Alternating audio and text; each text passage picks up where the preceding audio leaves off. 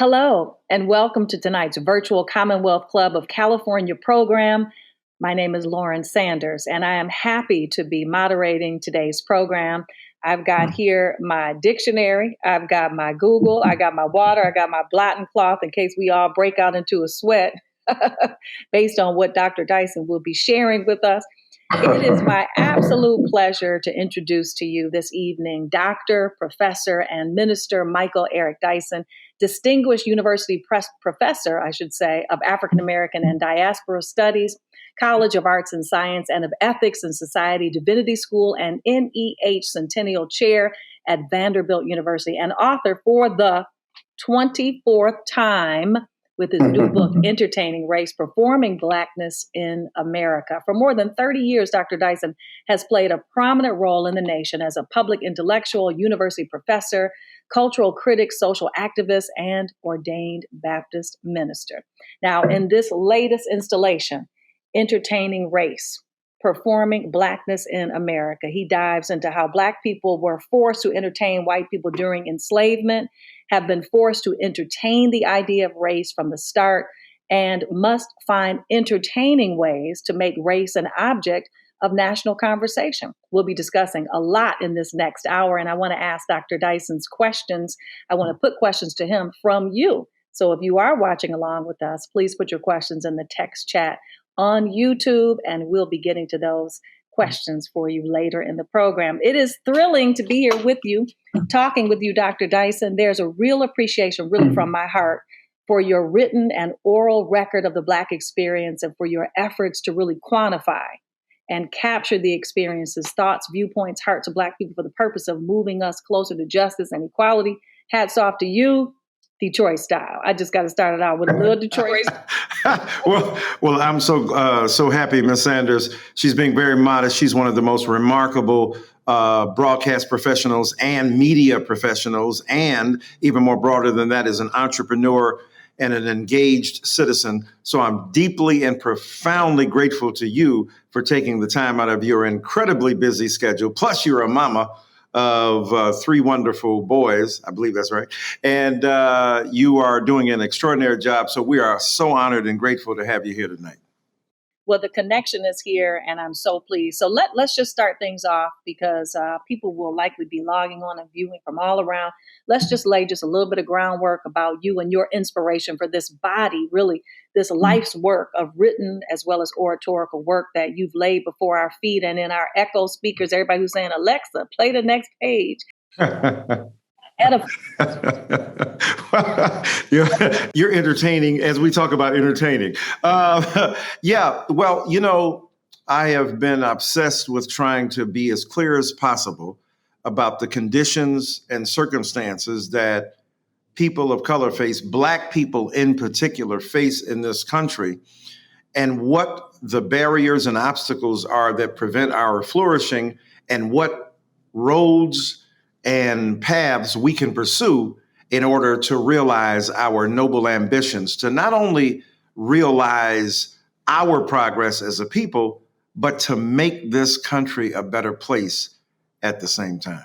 Indeed, indeed. And you have been compared to Jay-Z, LeBron, Tom Brady, out in the pocket doing his thing, as you have really been able to sustain really a high level of outstanding output while being quite active outside of your field of academic play. You're an activist, a media personality, commentator, preacher, writer extraordinaire. Never mind that you are, of course, counsel. I can imagine to so many people that your phone is blowing up at all times. You're a husband, a father, and a friend to so many. And I know those frequent flyer miles are off the chain. So here's what I want to know. First of all, does a brother sleep? And what is your central driving force, though, the central factor? Because most people who are this passionate and can perform on this level, they have a why, So what is your why? That's so powerful. Thank you for your kind words, by the way.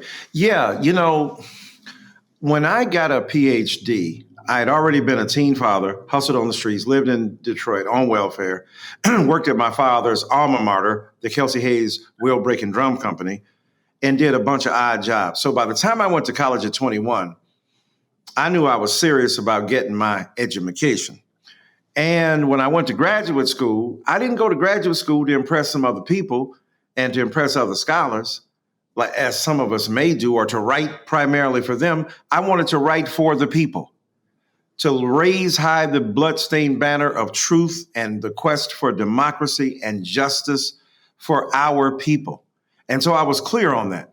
So what drives me is the desire to bear witness as intelligently and as sharply and as insightfully as I can to the powerful resources that our ancestors have bequeathed us, but also to create new ways of imagining and reimagining social justice for us in the 21st century. So I wanted to use everything at my disposal, the written word, the spoken word, sermons, essays, book reviews, op-eds, commencement speeches, and protest speeches, lectures, all the stuff that's in this book, to focus on this magnificent obsession, which is how to appropriately and effectively bear witness to ideals and truths that I know will be sideswiped, will be marginalized, will be attacked and assaulted as they have been throughout my career. But nonetheless, knowing that people died, people sacrificed blood and body and sinew and flesh for the progress of our people, I can do nothing but give as much time and energy as possible to creating better ways of thinking and being and of realizing our goals and our destiny in this country. Okay. And you did all that plus write 500 more pages in this book, though it's kind of a compilation as well. And you have just given us a nice list of various ways that you express yourself and reduce things to writing and quantify. So, but let's go ahead and talk about, this is the 24th for those of you who are just meeting Dr. Dyson. This is book number 24. So you got some catching up to do. This book, Entertaining Race, Performing Blackness in America, like the skilled orator that you are. And I think, you were a rapper in another life because you got your rapper skill set, which clearly shines through.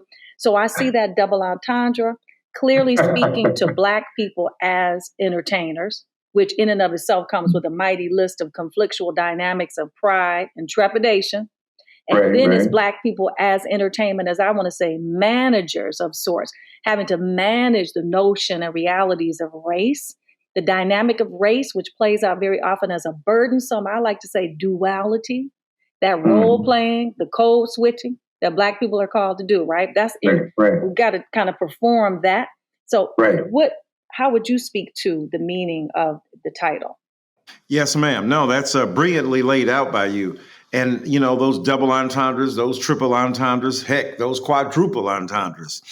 And we have to constantly pivot among and between competing ways and centers of being, of energy, of reflection, of commitment, of, ideals and goals. We have to constantly reflect on what we're about and what we're trying to do.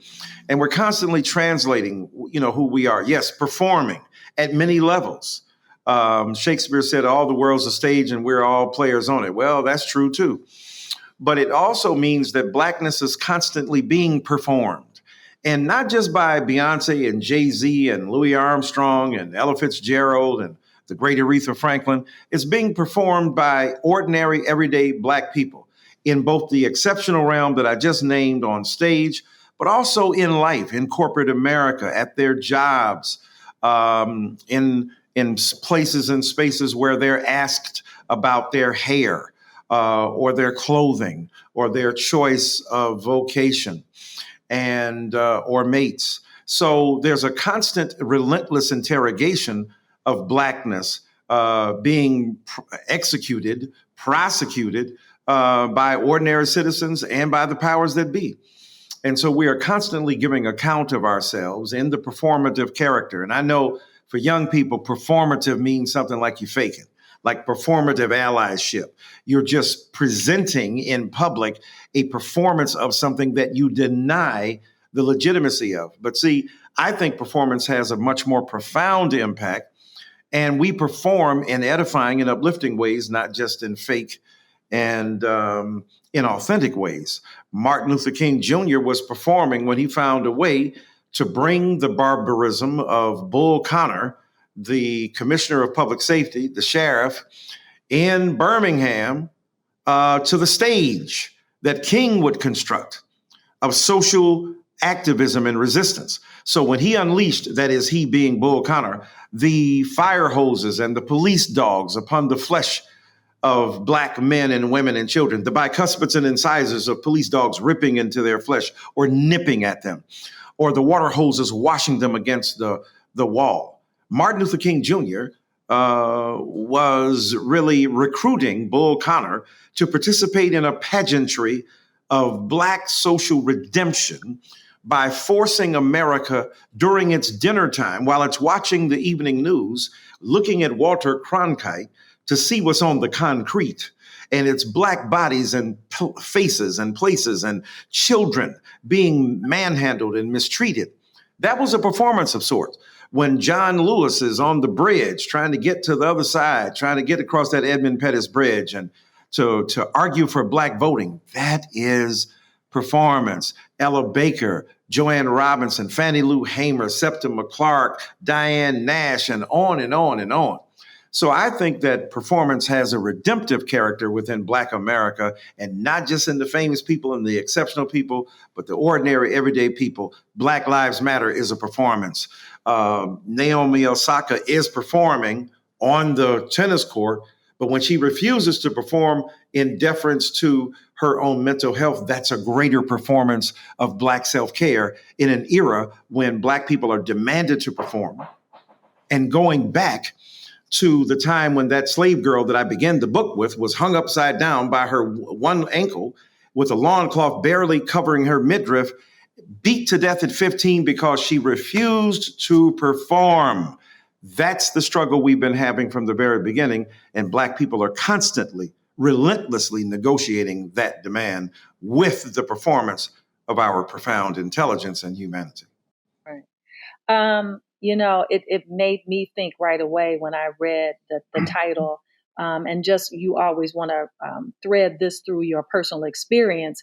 And Conant Gardens here in Detroit is a historically very stable working class Black neighborhood. And I have my own concept of entertaining reflections. It seems that entertainment, though, and I want your reflection, holds its value, as you say, it can be redemptive when we own it. When we own it, okay, when we dance for our own selves, not under the exploitive, uninitiated eye of others. So it's the same dance, but it's a different effect, right? That's right. So it brings to mind for me a clear directive. I can remember my mother and grandmother standing on the porch, looking out the door saying, hey, we don't dance outside on the street like that. Because it's inevitable when the girlfriends got together, we kickball, we do hide and seek, but eventually we're going to try to do a dance. Who knows how to do the new breakdown? And my grandmother and my mother would always say, no, we don't dance. Later, I would understand was because that might be showing that we were uncouth in some way. And there was a dynamic of not dancing also when others outside of our race were present. You don't dance when other people can see you and they're not from your community, because then it's as if you're the entertainment. And your family wants more for you. So, hey, my mother would say, we don't dance now. So she would let us know right away. So I'm just wondering your reflections. Does that fit into the sphere? Because at some point, though, it must be that this performance is something that is self-actualizing for ourselves or beneficial in some way. Right. No, you're so brilliant. So brilliant. This is why we wanted the great Ms. Lauren Sanders on here tonight. You've deconstructed that brilliantly, because the competing forces are the internal drive and compulsion to be creative in the midst of horror and tragedy and trauma and terror, to create stable rituals of sustenance, ways in which Black people can maintain and preserve a sense of progress, of stability, of the capacity to endure the traumas that are imposed upon us arbitrarily, but also our will to act as agents of our destiny in a society that refuses to acknowledge our humanity. So we got that, so that every performance is not merely reactionary against the demand or in response to the demand of white supremacy for you Negroes to dance, as they did on slave ships, dance the captives, because they danced the captives to keep them in shape, to keep them active, to entertain and titillate the non-Black men, mostly on board, and to make sure that their property was not going to waste. But on the other hand, so we wanted to create our own dimensions, even before we were enslaved in African civilizations and native haunts. We were dancing for a variety of reasons. We were singing for a variety of reasons. We didn't have to worry about responding to European colonization or the fetishization of dark skin as the projection of sexual desire of the other for Black bodies. But your grandmama understood.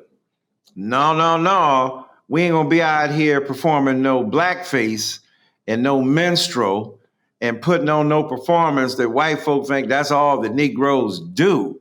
No, we're not gonna have that. Now, we know that there's a tremendously fertile debate in Black communities about the politics of respectability. So we shouldn't be obsessed with what white folk think of us. If we have the freedom to exercise agency, we should be able to dance and sing and do what we want. Fine. But the truth is that we're being judged, we're being seen through a prism that is a distorted prism.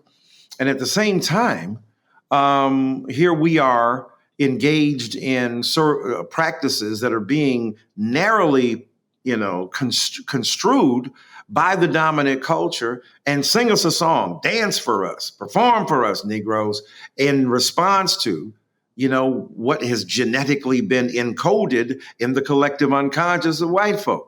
And some Black folk like your grandma, we ain't down with that. We ain't trying to give no free performances. They ain't paying no money. And we're not trying to fulfill a stereotype of the natural capacity of the Negro, because that dishonors the hard work that we have to do. That would be like saying, Lauren Sanders is one of the greatest journalists and media specialists we have. Look at how crisp and articulate her words are. She's got that, but she had to practice. She had to study. She had to be smooth. She had to learn how to read a teleprompter. She had to learn how to improvise. That's some hard work up in there.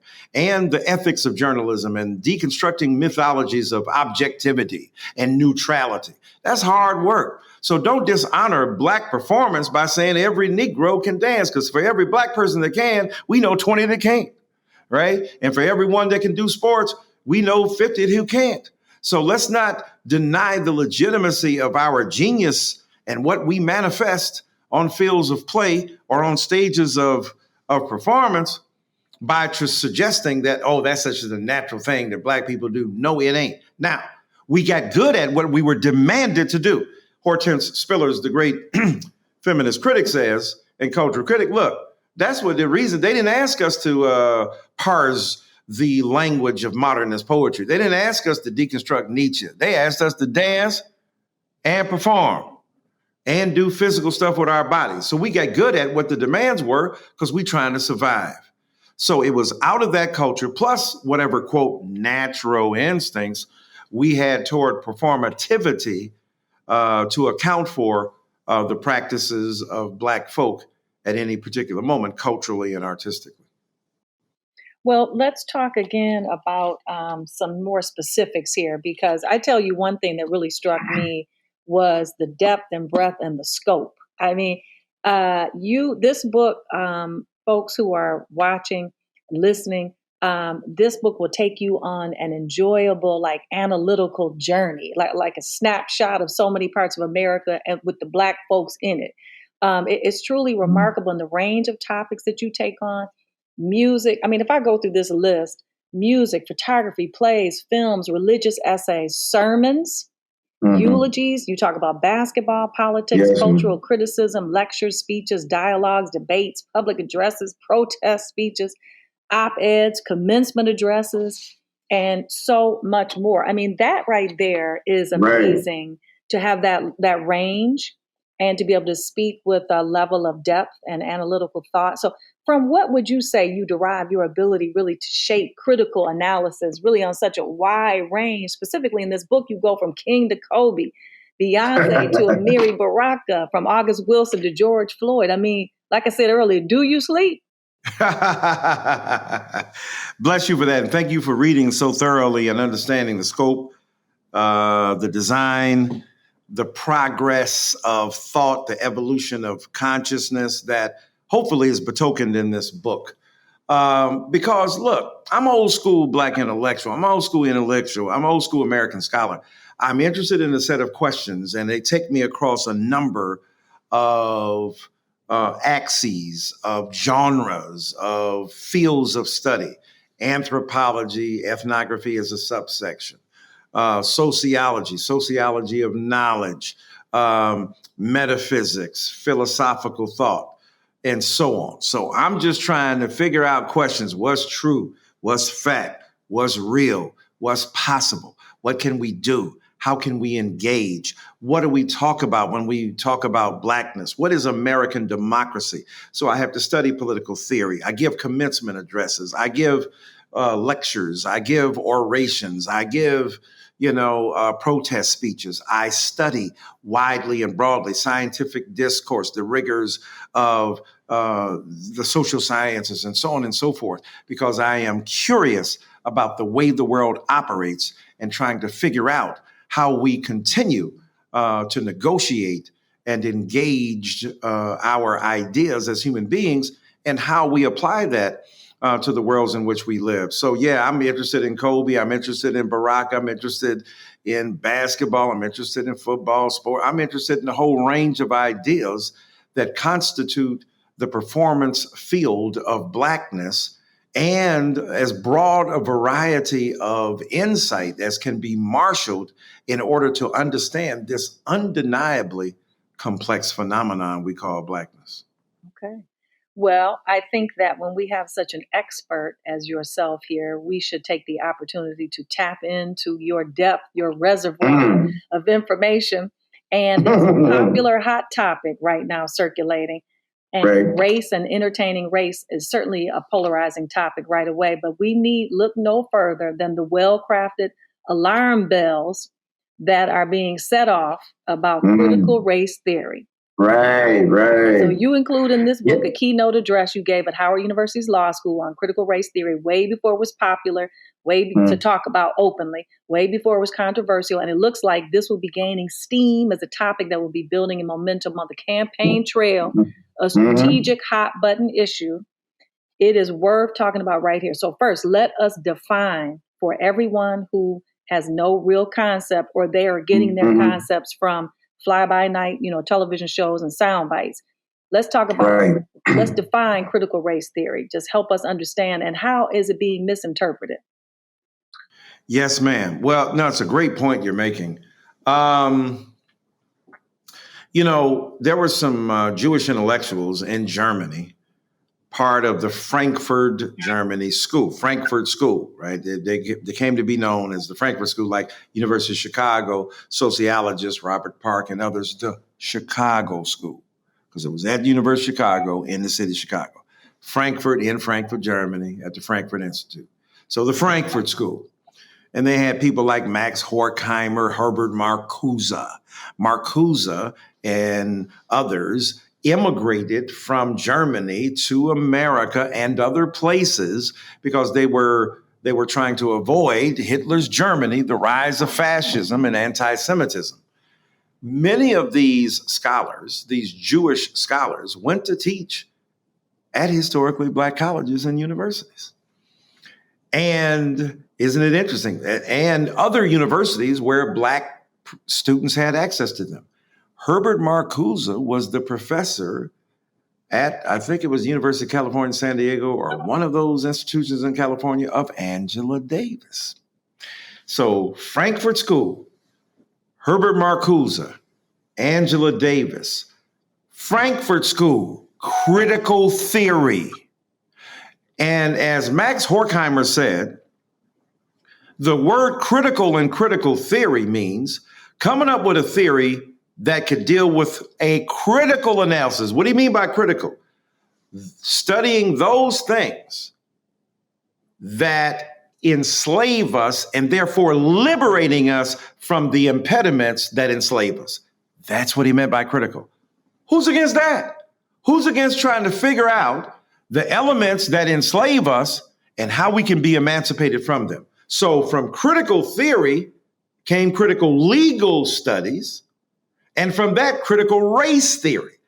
Because the black scholar said, let's put a little spin on this. It's good you're dealing with the ways in which jurisprudence and the rationality of the courts is operating and legal theory, but let's apply this to black theories and reflections on legal theory and truths.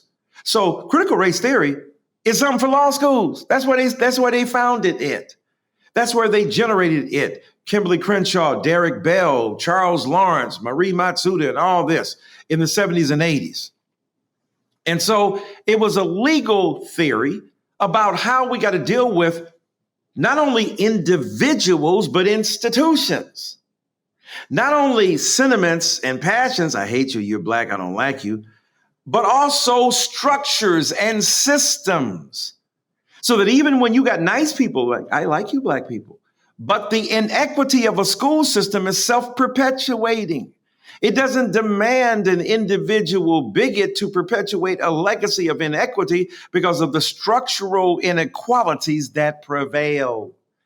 So that's what critical race theory is trying to do, is like, let's figure out ways in which we can talk about these big problems, these big obstacles, these big structures that are almost damn near self-perpetuating.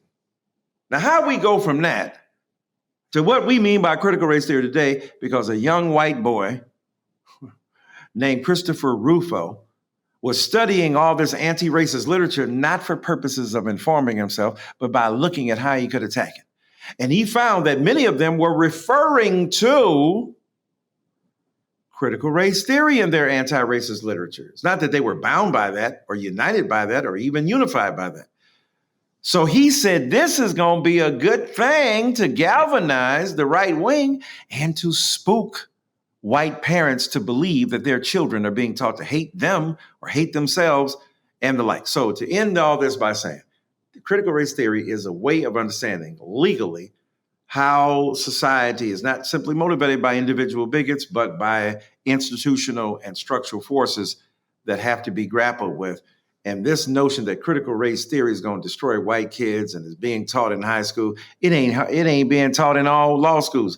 Darn sure not in high school. So let's stop the madness and get to the truth of what's going on. Right wingers and conservative elements, far right elements in this country want to use any race baiting philosophy or theory in order to scare white people into believing that the real enemy is critical race theory and not straight up white supremacy.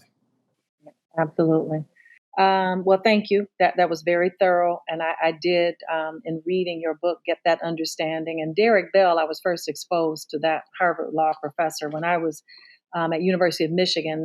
But the concept, though, now that is being reduced to moms who are coming out saying that we are opposed to separation of children for the demonstration of something having to do with critical race theory.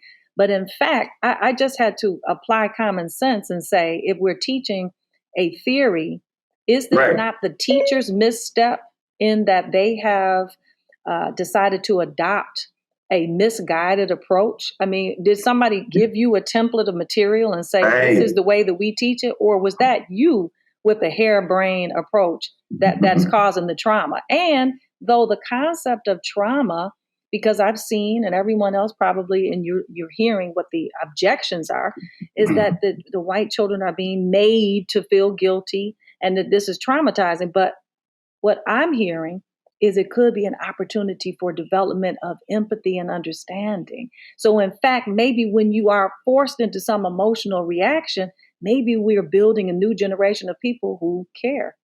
Right. How about that? How about that? As opposed to forcing kids to feel bad about themselves or guilt. We ain't interested in guilt. We ain't interested in bad feeling. We're interested in the performance of a humanity. If young black kids are not too young to be victims of racism, young white kids ain't too young to know what it is. Yes. And if we're teaching facts We're not teaching, but we're teaching let's just tell what the Right. How about that? Are you too young for the Supreme Court? How about the Constitution? How about the Declaration of Independence? How about civics? My God. But you ain't too young for the Confederate. You ain't too young for that, huh? Come on, man. Come on, like they say on Monday Night Football. Come on, man. Now, okay, so let's go to I can tell one of your favorite topics. And that's because, that's that Detroit roots, the soul, the music, okay? Let's talk about Jay-Z. Let's talk about It's a Hard Knock Life. Don't make me sing. Look at you, dropping it over there. Yes, ma'am. LL Cool J, they obviously, this is really exciting for them. They were just inducted into the Rock and Roll Hall of Fame. Two very different artists, of course. But I know you played a special role. You were invited to be involved during Jay-Z's induction. And I really, though, it made me think, I know that there's a thought and a principle in the Black community of not looking for affirmation outside of our own. But I am wondering how you feel that our Black history in entertainment really comes to bear on this moment. Yeah, no, it's a great point. It's a great distinction you make. And it is, look, we have to be careful. Of course, we don't want to depend upon white validation as a means of Black self-expression. That's true. But everybody like to be liked and people like what you're doing. And as Dr. King said, vitamin A to the ego. So, everybody want to be loved and said it's good and you're doing all right. But we don't want to be victims of obsessively and slavishly being obsequious and deferring to people just out of desperate desires to want to be liked. So no, of course. But it is important to, have people understand what you're trying to do. And the interesting thing about hip hop is that unlike earlier generations that said, well, we're going to cross over to the dominant mainstream and, make them understand our humanity. That was good. Hip hop was like, look, we ain't going nowhere. Look, this is what we do. This is how we be talking. This is what we be saying. If you dig it, come on over. Oh, guess what? Your kids love it. They love what we doing, So LL Cool J and Jay-Z being inducted into the Hall of Fame is beautiful. And I like that duality because, LL doesn't often get the kind of recognition he deserves because he ain't cussing a whole bunch. And he's talking about loving the ladies. I need love. He made the first hip hop love song. Don't call it a comeback. I've been here for years, rocking my pin. He's the dude battle rap, around the way girl, showing love to the ladies, sex symbol up in hip hop. Then you got Jay-Z speaking about the hustling life. God forgive me for my brash delivery, but I remember vividly what these streets did to me. Imagine me allowing you to nitpick at me, portray me like a pickaninny, condensing the word pickaninny. Or all my teachers couldn't reach me and my mama couldn't beat me hard enough to match the pain of my pop not seeing me. So with that disdain in my membrane, got him a pimp game, blank the world, my defense came. So, you got a guy, look, I would write it if y'all could get it, but being intricate will get your wood critic on the internet. They're like, you should spit it. I'm like, you should buy it. That's good business. So the thing is that rhetorical ferocity, the mastery, the fluidity, the poetic invention of a Jay-Z or of a LL Cool J is certainly to be celebrated. And let us note, although you're a young lady, I'm older than you by far, that when I was coming up, not as a young man, but as a younger man in my 20s, and I'm listening to the R&B station, we played no heavy backbeat. They were promoting the fact. In other words, we ain't playing that hippity hop stuff because as we were developing, a lot of Black people were ashamed, turned off by, didn't want to hear hip hop. Now, some of that had to do with the sexism and misogyny, but even before then, right? They were like, turn that trash off. That ain't real music and so on. And now here we are, hip hop is the most successful music, the most popular music in the world, having surpassed a couple of years ago, country music. Now, That's saying a lot. But anyway, that is saying a lot, and I think some of that is because of its authenticity. That would be a word I would kind of reduce things to. And Right. I just want to share that it seems to me, as I listen deeply to your analysis about the artists and then their craft, that your treatment of music and the artists that created that what you speak about in the book is like you've laid out to provide this necessary perspective as almost a manual of sorts on how these artists and their craft ought to be viewed, considering Right. they and their crafts are often relegated to the B minus pile because their craft is often not born out of, let's just call it convention. So this seemed to me like useful information for people who don't know or they don't have an appreciation for already these artists almost by default. So it's like you're helping them to quantify and define for the onlookers exactly what they are onlooking. What they looking on. That's right. That's a great point. It reminded me of the great phenomenon of the early lack of respect for improvisation in jazz. In fact, jazz improvisation is knowing the rules so well that you can break the rules. So, but in the beginning, that was seen as that's the junkyard music. No one's respecting that because you're not, keystroking it out exactly the way, someone else has written. You making up your own lines. And so it reminded me of you helping others to understand this is the position that this music holds. If you don't know it, now you know. Right? If you don't know, now you know. That's so brilliantly articulated. The parallels between improvisation, and how it was seen as somehow departing from the canons of European music. Thomas Jefferson is writing in Notes on Virginia. Negroes have some, creativity in the music, but, I doubt whether they'll be able to develop harmonically. Ha! Guess you didn't hear the Supremes, did you, homeboy? So the thing is that they were skeptical about the moral utility and the rationality that informed the artistic expressions of Black people, and therefore thought we were crude and reductionistic and animalistic and savage. And as you said, the improvisation was seen as a radical departure from the written notes, and therefore you must be inferior and ignorant because you can't read them. Well, some people weren't taught to read because you kept us from reading both the words in the book and notes. So we did something ingenious. We came up with our own. When you go into the studio with Miles Davis and John Coltrane, 1959, Cannonball Adderley. Who was on the piano? Was it Bill Evans? And who's on the drums? Philly Joe Jones or somebody on the drums? McCoy Tyner on the piano too. And then they got chords sketched out. They know where they're going to go, but they don't know how they're going to get there. They don't know what it's going to sound like in the interim. So that's why they start da da da da da da da da da da da da da da da da. Da, da. All right, we got that down. But that's what on, as the quote, spirit moves them. And they begin to play around those notes and play around with those notes. So your point is brilliant in terms of the parallel between improvisation and what was going on in hip hop. And dig it. Louis Armstrong and the old school swing didn't dig bebop when bebop came along. So that when Charlie Parker and them were coming along, right? So bebop itself was seen as, no, Louis Armstrong, I don't even really dig that. Leave that alone. I'm not feeling that. And then the younger cats, the younger Turks come along and they're ringing changes on the music. Charlie Parker, then later on, of course, Coltrane and the like. So each generation embodying its ethic of artistic expression and protocol. But as you said, they were seen as barbaric and savage by the dominant European culture and hip hop. Well, you ain't reading. Well, Homer could neither read nor write, but ain't nobody going to call him illiterate.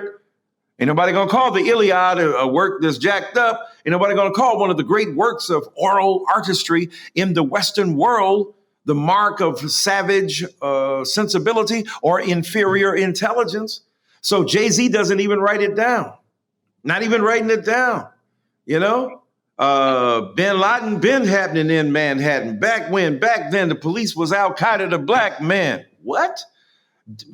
Tupac, somebody wake me, I'm dreaming. I started as a seed, the semen, swimming upstream, planted in the womb while screaming. On the top was my pops, my mama hollering, stop from a single drop. This is what they got? Not to disrespect my people, but my papa was a loser. Only plan he had for mama was the blanker and abuser. And even as a seed, I could see his plan for me, stranded on welfare. Another broken family. I mean, think about Rakim standing by the speaker. Suddenly I heard it, had a fever. Was it me or either? Summer madness. Because I just can't stand around. So I get closer, and the closer I get, the better it sounds. My mind starts to activate. Rhymes collaborate. Because when I heard the beat, I just had to make something from the top of my head. So I fell into the groove of the wax and I said, how can I move the crowd first of all? Ain't no mistakes allowed. So yeah, our kids are genius on genius with improvisation and generating the beauty of the freestyle into an art form that has taken the world by storm. Amazing. And while all of that genius exists, we still find the naysayer. So I'm going to go to a naysayer. We don't want to run out of time, and we will be fielding questions from some of Oh, right. Okay. Right. But I wanted to see if we have enough time to get to this interesting exchange that you had. Now, it happened some years ago, but people are really buzzing about this. And it is really true, the dialogue and words, and which is why we're here. And Commonwealth Club is doing a great thing in terms of the share of information. Words can help to elevate us. We know words help to define us. It can help to change behavior. So the Monk Debates in Canada found you on stage on a verbal throwdown with Canadian psychologist Jordan Peterson. During this debate, Peterson made some pretty emotionally tinged comments. One about how would we tax him for his white privilege, which I heard as if to say, if there's a difficulty in quantifying white advantage and a difficulty in quantifying black disadvantage, then somehow that nullifies the harm. So if you can't put a number on it, then it must not exist. It was some dynamics going on between the two of you, and I wondered if you could give us your take. Yes, ma'am. You should, it's like you were a fly on the wall and right there. And I was like, yo, bro, right. As you brilliantly put it, just because you can't quantify it in your own calculus, in your own physiognomy of ferocity, that we can't somehow measure the trauma in terms of decibels and in terms of algorithms, that somehow the harm ain't real. Well, you might not could say, you might have a disease you don't know the origin of. It's as they say in medical practice, an unknown etiology. So scientifically, you don't have the descriptive power to name that thing which can destroy you, but it can still kill you. Just because you ain't got no word for it, just because you don't know what it is, don't mean it can't kill you. And so, yeah, of course, that's, as the great philosopher Mike Tyson would say, ludicrous. It's ludicrous, right, to say that. And then we got into a debate. This dude was talking about, I find a lot of these right wingers and these conservative ideologues, and he claims he's neither, but clearly his theories benefit the conservatives and the arch right wing and the reactionaries. They're using words like it's postmodern, by which he meant, I assume, that we have no, anchor in truth, a truth that is unyielding, a truth that is true for all time. That true today, true tomorrow, like you God. You ain't God, homie. So stuff gonna change. And but I teach postmodernity. I was asked, what you talking about? Are you talking about Jacques Derrida with his notion of deconstruction? Are you speaking about, Michel Foucault with what he called the insurrection of subjugated knowledges? What are you talking about? Baudrillard with the simulacrum that is generated in a postmodern context? Are you talking about postmodernity as a time period or postmodernity as a thematic preoccupation? Are you talking about destabilizing modernist narratives at the behest of an exploding corpus of ideas and beliefs? What you be meaning, homie? So if you ain't got no clear definition of that and you just tossing these words around without defining them, it sounds kind of cray-cray to me. And so at one point I did call him a mean, mad white man. Because I'm like, what's the anger? It's like you like the mad rapper. Tell him why you mad, son. Tell him why you mad. So those things are part and parcel of what was going on there. And it was a heck of a debate, and some interesting fireworks and dialogue were occurring. And it's really difficult when it feels as if you have to convince others of what should be, you would hope to be super obvious when you look at some basic facts and statistics. And I think, fundamentally, the concept of moving us toward the ideals that we have espoused, our definition of who we are as Americans, clearly we've run afoul of some of that. And it's difficult to listen to those who seem to still need to be convinced. But if they need numbers, we're going to get the number crunchers for you.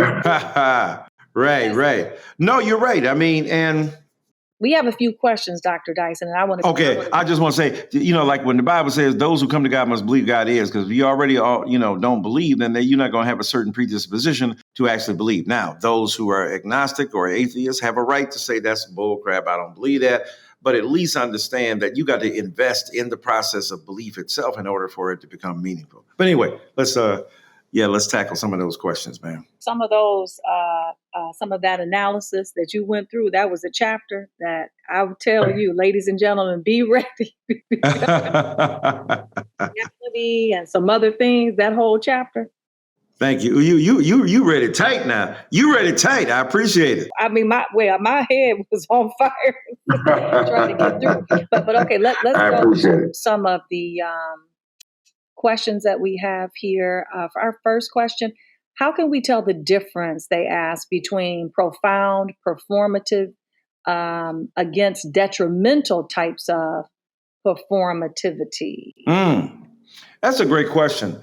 I don't think we can necessarily always know it in advance. Sometimes you can if people just faking the funk. I had no real interest in this, but shoot, this was hip right now. Everybody's posting on Instagram. Let me go and post on Instagram too. All right. But a lot of people post on Instagram could have been real. It could have been serious about it. We don't know. So it could be performativity, but also deeply rooted in traditions of honest response to problems. So they could be both. They could understand the performative character of allyship, because we do need symbols and, representations of what we're aiming for. And so there could be some ham involved, some performativity. When Dr. King is delivering the I Have a Dream speech, you don't think that's performance? He could have said 50 years ago, great American in whose symbolic shadow we stand today, signed the Emancipation Proclamation. What did he say? 50 years ago, well, great American in whose symbolic shadow we stand today, signed. He drug it out like a melisma, like Sam Cooke Yoda. Whoa. So he struck it out. Signed the Emancipation Proclamation. You don't think Malcolm X was performing? Look at him. You've been hoodwinked. You've been bamboozled, right? That's performance at its height. Preachers, speakers, thinkers, dramatizing events. Martin Luther King Jr. dramatized. He said, we must dramatize the inequities that prevail. So yes, sometimes we can tell by the consequence what the real is from the fake. Sometimes we can tell by the intent originally. And sometimes they're mixed up, because sometimes you start with one direction and end up in another.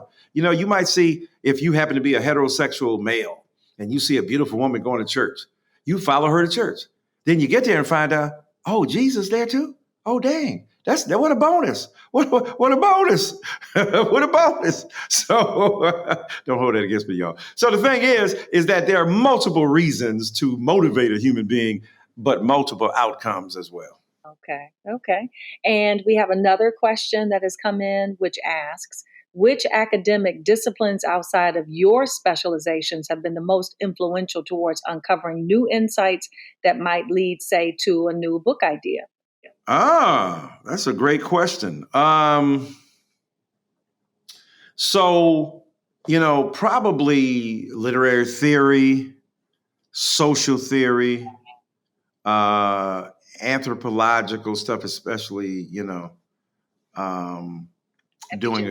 a kind of ethnography. What did you say? I'm sorry. What did you say? Epigenetics, something that. Yeah, epigenetics, extremely important, and understand the transmission of trauma over space and time. So I'm an amateur on all these things, trying to learn something, trying to figure it out, but trying to use vocabularies, grammars, and insight to try to understand what's going on. So those are some of those. And pop culture and cultural theories and studies are extremely important as well. I think we have time for one or two more questions. Okay. Another question has come in. What story or person did not make it into the book that you really wanted to include? That's a great question, actually. I had to cut like 5 chapters, man. I had to cut a couple sermons. I was like, man, I had to cut a couple sermons, couple interviews that I was doing. I ain't gonna tell you what they are, so they're gonna show up in a new book. They're gonna show up in a future book. So yeah, that's a great question. Yeah, about 5 chapters that I had, and that's just from what the final list was. Before then, I had about 80 chapters. Had to cut it down to 75. Then to 70. How many made it now? I don't know. Is it 50, 60, 50 chapters now? So yeah, I did some cutting now. That's a great question. And hopefully they'll be useful to me in future projects. Okay, very good. We know you have a building and growing archive. So we expect that more will be coming your way. The next question, what is your opinion on HBO's show Insecure, Issa Rae, using AKA or Alpha Kappa Alpha to promote an image of their character and turning a very real experience into something that can be adopted by a character to entertain? You know, that was kind of buzzing around as there were a lot of people who thought that was controversial. Yeah, I know I'm going to be politically incorrect, and the AKA is probably going to be mad at me and, the Deltas, but, they be throwing up them gang signs. Here's to the rock. Okay, I'm sorry. I'm just joking, y'all. I'm just joking. Look, are we taking it that seriously that we can't even have it as an artifact of consciousness by a Black female creator educating the world, entertaining the world, elucidating and illuminating the cultural context of Black people? Look at Spike Lee, who did School Days. He had the jigaboos and the wannabes.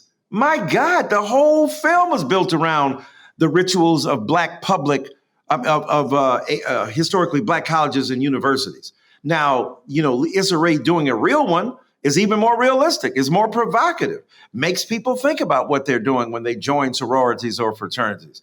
So I think she's an amazing woman. I think she's very creative. And I think that was quite provocative and a necessary step to try to jog us out of a kind of proprietary regard for our own culture and to see it through the irreverence that would yield a kind of insight that we wouldn't gain if we're being so proper about it. And I think we need to be pushed ourselves every now and again in that regard.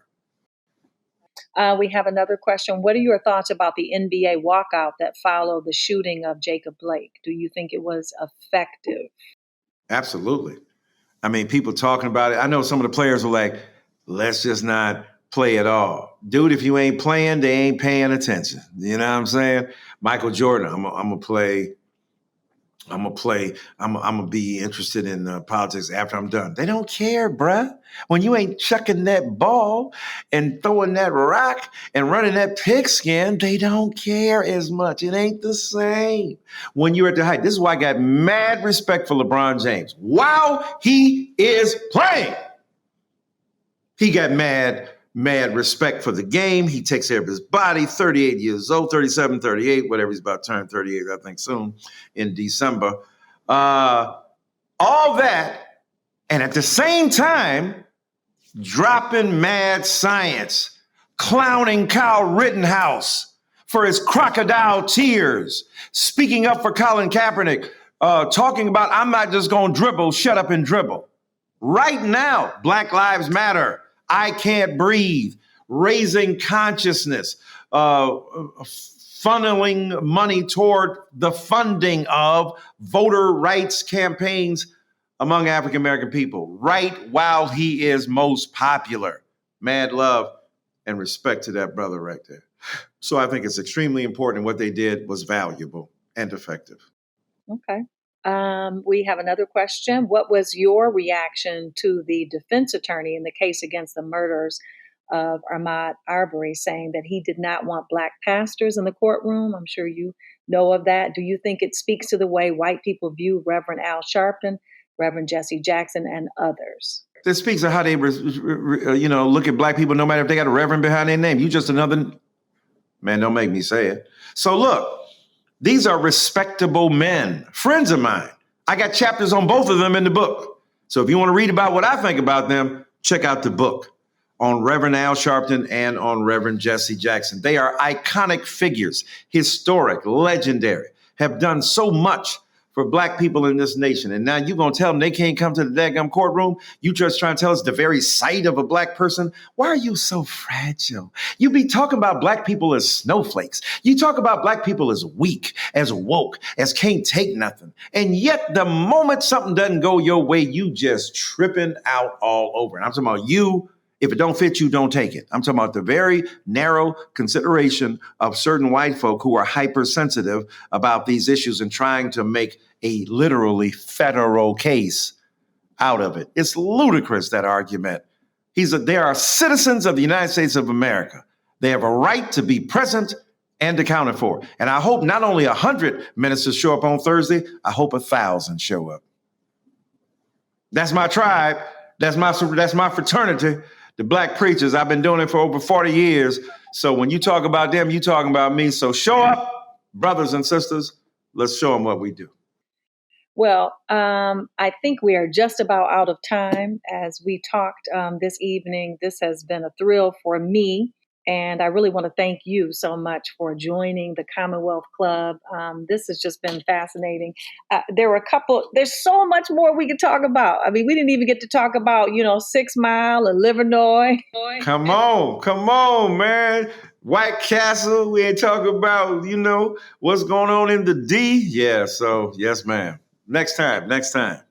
Thank you so much for your brilliance and insight and your radiance and your tremendous facilitation of this conversation and taking the time away from your busy schedule and your family to do this. Thank you so very kindly. And I thank you. I would love to do it again. And I want to thank you for joining the Commonwealth Club today and discussing a mere snippet of this fantastic new 24th book from Michael Eric Dyson. If you haven't read it, you will not be disappointed. You will be taken on a word roller coaster of depth and breadth. You will learn key nuances of the Black experience and critical viewpoints on and from the Black experience. We'd also like to thank you, of course, our audience members, for watching and participating live. And thank you to our bookstore partner. That would be Marcus Books in Oakland. That's my people, Marcus Books. Go buy some books from them. Come on, Oakland. I'm coming on out there. We encourage you, of course, to pick up your copy of Dr. Dyson's latest book. It is holiday gift giving time, and it will make a fantastic stocking stuffer, as they say. I would like, if you, of course, would like to watch more, and if you would like to support more of these online programs, because it's fascinating that you can be there and I can be here and you all can be there, and we can come together for this information share. And if you would like to continue to support the Commonwealth Club's efforts in making virtual programming possible, please visit their website. It's commonwealthclub.org/online. I'm Lauren Sanders, and thank you so much for your time. This has been a thrill. Take care, and thank you. Good night. Thank you. Good night.